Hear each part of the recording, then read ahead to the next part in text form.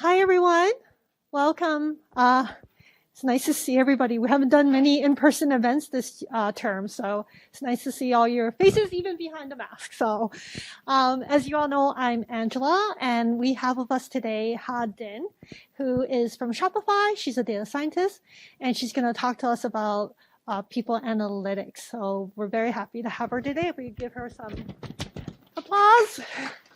So without further ado, I'll hand it over to Ha. Thank you. So welcome to my talk today, and I'm so happy because it's been a few years since I am back to the campus and speaking to people in person. So I'm very excited for real human connection.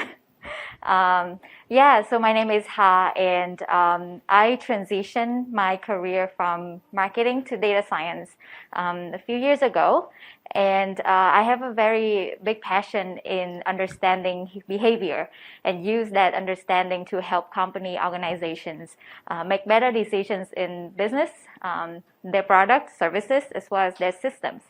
I am thinking that MDS really gave me a great starting point for that passion, because right after graduate in 2018, I started my job at Unbounce for their data analyst team, and I helped the company to improve their product development and also go-to-market strategy. And now I'm at Shopify with their people analytics team, and our team use data to help Shopify make better decisions in hiring and employee experience. So today I'm going to talk to you about people analytics and how Shopify use data science to help improve employees and the company effectiveness. So we will go through who Shopify is, and then I'll talk a bit about our data science and engineering team, and then I'll move on to our team people analytics and the skill set that we're looking for in data scientists.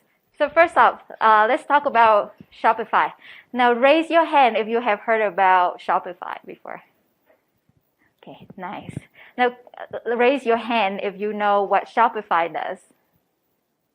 Okay, cool. Yeah, I will give an introduction. And now last but not least, raise your hand if you at least one time confuse Shopify with Spotify. Yeah, I get that a lot. Okay, so Shopify, and not to be confused with Spotify. Spotify is a music streaming platform. And Shopify, we are a leading cloud-based, all-in-one, multi-channel commerce platform to run your own business. So any merchants can sign up to use Shopify to run their own business, either in mobile, social media, brick and mortar store, marketplaces, to pop-up shops. We also provide them with a very powerful back office and all-in-one place view of their business. So that means we provide an enterprise level platform so that all merchants of all sizes can sell their product. So you can imagine your neighbors selling jewelry online to very big companies such as Staples, Heinz, and even Allbirds. So here is Shopify by the numbers. We have our headquarters in Ottawa, Canada, but now we are fully digital by design, and we work and we hire remotely across the globe. We have more than 10,000 employees currently, and we help power millions of merchants in around 175 countries around the world. So let's move on to data science and engineering at Shopify. At Shopify, our mission is to make commerce better for everyone. And commerce is a very fast, rapid changing field. And that's why our data science and engineering team plays a crucial role in providing high quality insights so that our merchants and teams across Shopify can make decisions quickly in this ever-changing field environment. All data analysis at Shopify requires a deep understanding of the product and the merchants. And so it's not only very important for us to have a good understanding of machine learning algorithms, statistics analysis, or databases, we should also have a good understanding of what data means to our merchants and to team across Shopify. And how do we do that? Like, how do we achieve understanding, having a deep understanding of product in teams across Shopify? We use an embedded model, which means that hundreds of our data scientists and engineers share the same data engineer and data science graph, but we are separate, divided into sub-teams across Shopify. Each sub-team will own the domain and be an expert in that domain in applying the data science and engineering skill set into that domain. And in this slide, it's just some of our teams, but not all. We have many more. Okay, so now let's talk about the sub-team that I like the most. It is my team, People Analytics. And in our team, our focus is solely on Shopify as a company. So People Analytics is the data science applied to domains of people and teams, projects, and programs. So now I'm going to stop and ask a question. What organizational problem that you think People Analytics can help company to solve? Employee retention. Exactly, yeah. What else? Hiring the right talent. Mm-hmm. Yeah. The distribution of the correct people to the right team. Yeah. Understanding the skill set so we can distribute them to teams and projects. Mm-hmm. Yeah. Okay. So those are some of the problems that we help solve. We also study leadership effectiveness, productivity, the performance management, retention, and then diversity, the fairness in compensation, fairness in promotion, engagement of employee in the company, and many more. And our team's job is to make sure that Shopify continue to offer an engaging workplace, make sure that it's the best workplace that our employee can be in and provide the benefit, the values to the company and to our merchants. And this is the scope of work we perform. It is depicted through this pyramid. So we perform their infrastructure task, descriptive data analysis, understand predicting the data, and then offer the business recommendation. For me and many other organizations, some of the challenges that we have, like even in smaller organizations or bigger, we want to have like a stable, trustworthy source of data. We also want to have one source of truth for information. So imagine like you have the definition of headcount. Your finance have a different one. Your talent have a different one. So how do we if each team have their own dashboard showing like the headcount, the numbers might be different, right? So we want to have one single source of truth so everyone across the company can speak the same language for headcount. Another thing we have is especially when it comes to analysis, we want to reduce the time that we have to spend on cleaning up, joining different sources of data so that we can actually spend time on analysis and answering the big questions. So those are some of the problems. And it can be solved through data infrastructure, the first layer of this pyramid. So before we can work on any dashboarding, prediction, or even make recommendation to the business, we need to have a very good foundation of our data. So this is where our team, data scientists and data developers, partner very closely to make sure that we have a strong data infrastructure layer.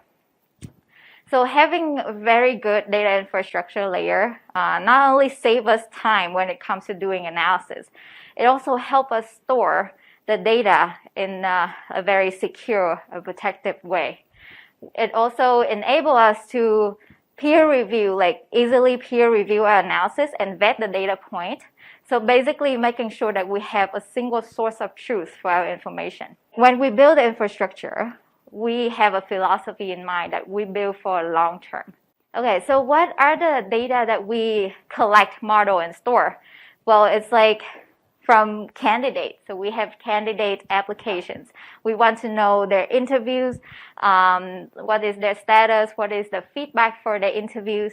And then once they become our employee, we will track the demographics of our employees. So all these demographics are voluntarily put into our system. For example, gender, age, ethnicities. Other worker-related information such as performance, what is their pay, what is their role, who are their managers over the time. And then we also run many surveys. We store those responses. And we also have data on our projects, such as the scope of the projects, what is the phase right now, who are the contributors. So to your point, understanding their skill and is the project moving toward a good pace or is running behind deadlines, for example. And then many other data sources. Insights from all these data sources could help us to make better decisions in many processes such as hiring, performance management, culture, improvement for toolings, and many more. Many organizations, they do have some or data from all these data sources, but in many organizations, the systems that store these data sources tend to be very separately and is not directly connecting together. Well, that might work if the user for those systems are just they just need to know data from a single source. For example, recruiters, they just care about how many interviews that they give, are they hiring for that role effectively? But for data scientists like us who serve the company and help the company to answer more complex questions, such as does the performance in the interview help predict the performance in the future or help predict the time for onboarding? Those kind of questions require directly connected data points together, and it's more more complicated.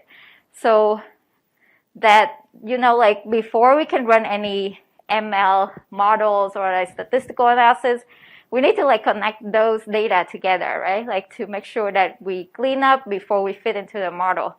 And it can take a lot of time, and it should not be done in an ad hoc way.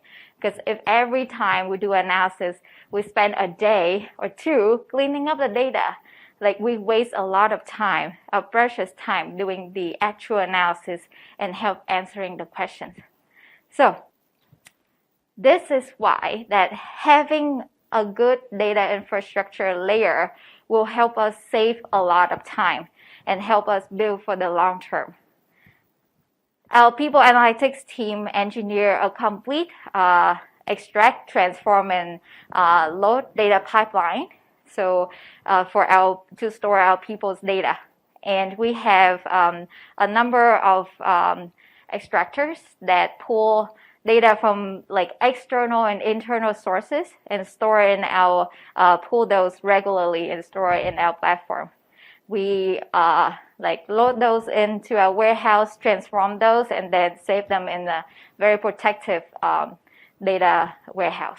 And for all of these, we utilize our cloud infrastructure. So now with a strong data, we finished the strong data infrastructure. Now we can actually move on to the second layer, which is providing the descriptive data information for our stakeholders. So these often comes in form of a dashboard. So we help do some help answer some basic business information, such as counting and then joining different data sources together, put them into one big picture. Let's say we have this fictional organization, and the organization wants to know how many headcounts employees that we have, how many interviews that we have done throughout the years or throughout a period of time. And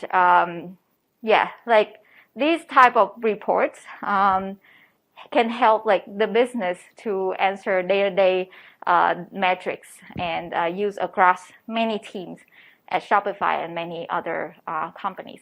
So once we know how to solve the basic business questions in terms of counting and joining the dots together, we can finally move on to more exciting stuff, which is understanding, doing the analysis, predicting the data, and then offer business recommendation and influence business decisions.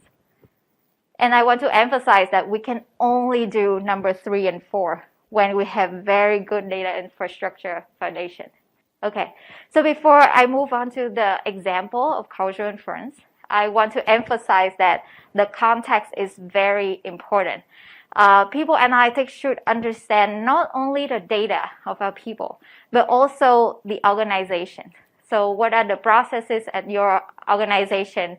What is the cultures? What are the pain points of your employee? What are the social problem issues that your employees cares about? For example, diversity or like fairness, etc. So knowing all these contexts will help you navigate through your data analysis better and help you to sharpen your recommendation for the business. Okay, so I'm going to talk about the example of what makes a healthy team. Employees is the backbone of every organization. And most of the time, oftentimes, they are distributed into teams. Even the CEO has his own team. So everyone is divided into teams. And so that's why a healthy team will help contribute to a healthy companies. And that's why like at Shopify, we really want to study what makes a healthy team, and we do it even like every year to have a grasp of our team at Shopify.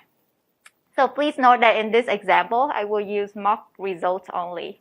Okay, so when we think of the word healthy, each person have like very different viewpoints. Maybe you have similar one, but to the point of having one source of truth, we need to like agree on what is the definition of a healthy team and how can we measure that. So there are many different ways. We can use the average team performance, their performance review as the proxy. We can even use the manager performance as the proxy of a healthy team.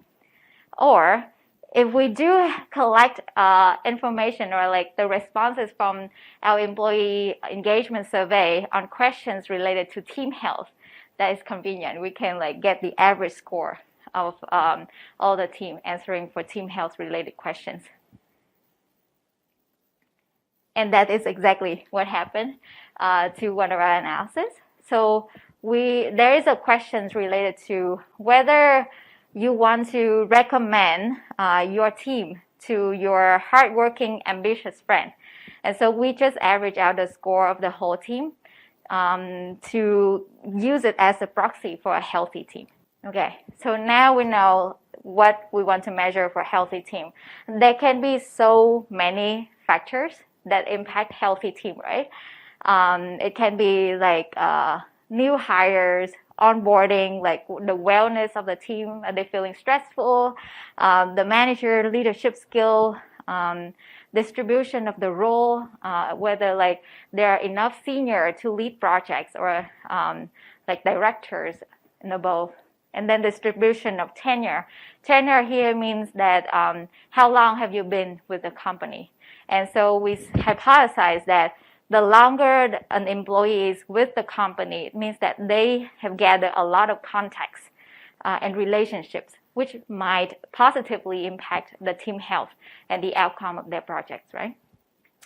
But how do we come up with like all these variables? It all starts with our deep understanding of the organizations. We know the process, we know the pain points of our employees, etc. And we have like all these hypotheses, and we determine like, oh, these are the data that we want to collect to analyze for a healthy team. But now, yes, it sounds familiar. We have so many sources. Yeah, please go ahead. How do you measure wellness? How do we measure wellness?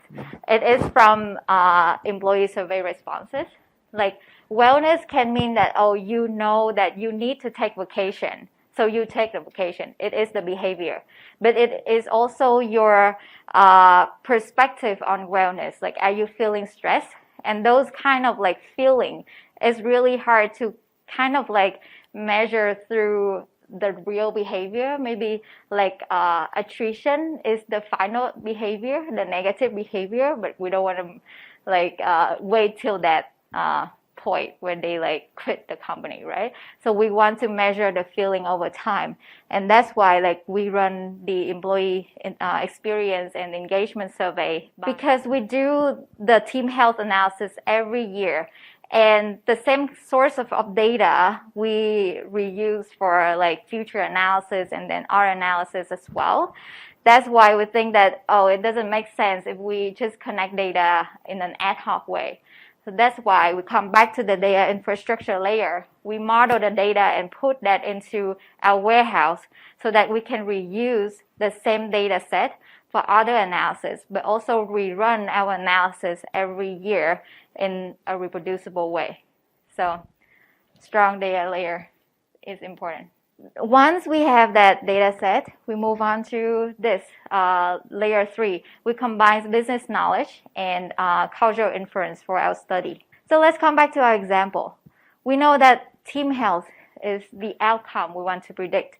And we have all these variables that we want to study the effect. And because team health, again, is the average score of the response to the questions, whether you want to recommend your team to a friend, a hardworking, ambitious friend. And we want to study the size of the effect each variable have to team health. We choose a very simple model, linear regression.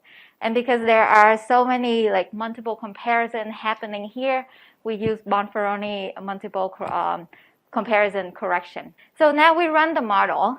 And then it appears that, quality of new hires, and then the response to questions, my lead holds me accountable for the performance goal, impact positively to team health.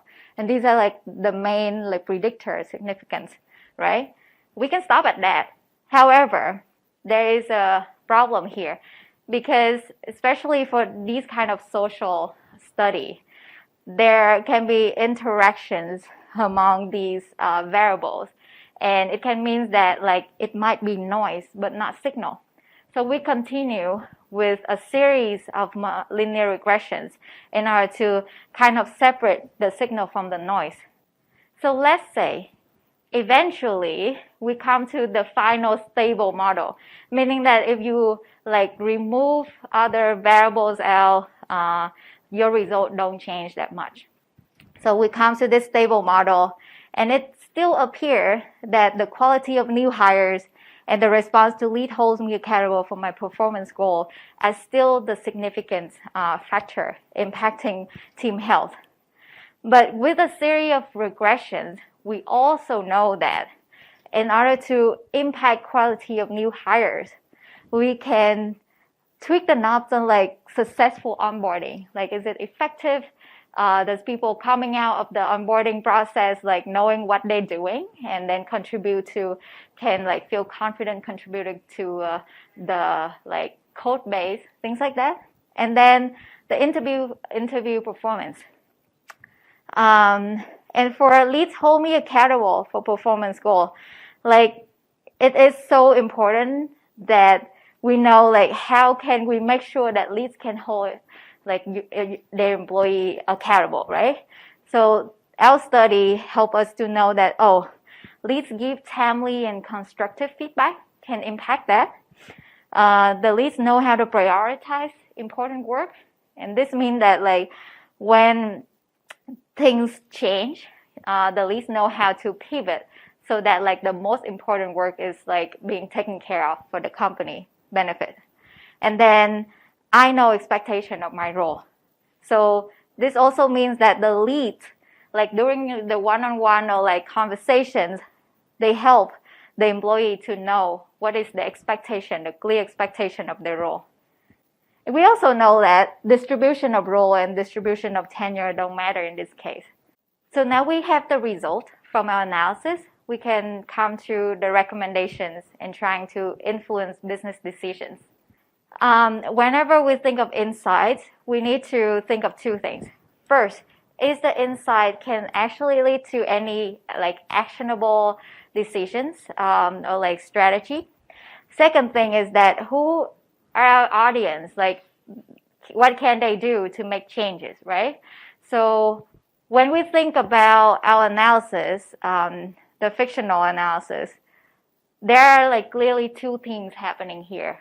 One is that what can the leads do to make sure that their team have like foster environment for a healthy team. So lead can like regularly give feedback in a timely way, constructive way. Leads can prioritize important work by like talking to the team and pivot fast and quick. And leads making sure that each person in the team know their expectation of the role, what impact they can bring to the team and to Shopify. How about the senior leadership? Well, they can influence how they want to hire, having the best benefits to attract talent. And then also the onboarding team can design a program that makes sure that after employee coming out of that onboarding, they understand the context of the company. They understand, for example, in engineering data, we have a process of onboarding to make sure that they know how to push the code to the GitHub of the company, and so on. But besides the quantitative insights, like we know we have limits. Like data scientists, maybe we don't know enough about the ideas or like the organization at that moment. So we turn to the free text comment from the survey, and then we read through and we combine. We work closely with our talent research and insights team to kind of like see the themes of actions or ideas that we can recommend to our leads and senior leadership team. So that was one fictional example. But at Shopify, we not only study team health, but we also study other things such as fairness. This is really big to me because as a woman of color in tech company, I really want to make sure that me and my fellows women and people of color, we have a fair compensation, fair process of promotion, and so on. We also apply survival analysis to study the predictors of attrition and promotion. And we also use cultural inference to study employee performance, like I mentioned, and then leadership skills and what affects decision making, and many, many more. But to answer these questions, we are not silo because we need to partner with other teams, such as the system tooling team and then talent research and insight team. So for example, the system tooling team will help us to know what kind of like solution we should just buy instead of building our own tooling. And then the talent research and insight, besides like survey design, they can help us do other qualitative studies such as like observational, like interview, things like that. Because we believe that combining quantitative and qualitative together will help lead to better result than just numbers. So once we finish our analysis, we interface with many other teams at Shopify to help them make better decisions for the organizational effectiveness. So our talent team is the biggest stakeholders for us. But we also work closely with the senior leadership team, engineering team, other data science teams, and many, many more. So that was it about like the day-to-day job of people analytics. And now I'm going to go to what are the skill sets that we look for in a data scientist. In terms of technical skill, we are all about the strong foundation. So SQL, Python, statistics, data visualization, how to interact with Git. These are the things that I hope you already learned at MBS. Yeah, okay. And why I emphasize the foundation. This is a screenshot from our data hiring website. And we believe that toolings can change. But if you have a strong foundation, then you can be flexible for changes, adapt to changes, and flexible to solve problems regardless of your tool. And then besides those technical skills, I also recommend, if you do have time, invest in your domain knowledge. And in this case, the process of people and every one of us will be at least one time being a candidate for an applications, right? So learn that process. the process of like negotiating your salary, the process of asking for promotions, things like that. And then communication is also very important. Make sure that your points are clear to everyone. And then project management. However, I would say these are very nice to have, especially when you apply for entry-level positions. Because I would say that like we don't expect too much of these skills for an entry-level position. So really like focus on your foundation technical skill. The higher of the positions that you're applying for, the more expectation people will have for these skills on your profile. I guess that's it. We are always hiring. So this is our career website. You can check it out. And let's stay in touch by scanning this QR code and connect with me on LinkedIn. That's it. Thank you.